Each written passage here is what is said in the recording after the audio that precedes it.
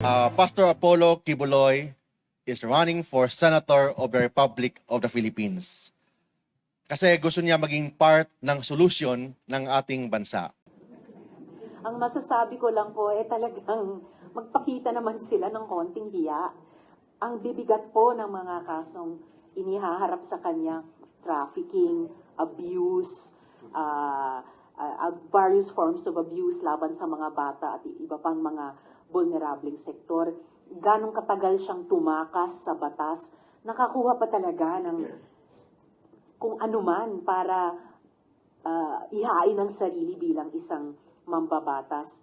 Gayunpaman, mas nagtitiwala ako sa kakayahan ng ating mga kababayan at magiging kapwa-botante sa susunod na taon na huwag bigyang daan ang ganyang klaseng kandidatura. Kasi ang dapat iboboto ay mga lawmakers, hindi po lawbreakers.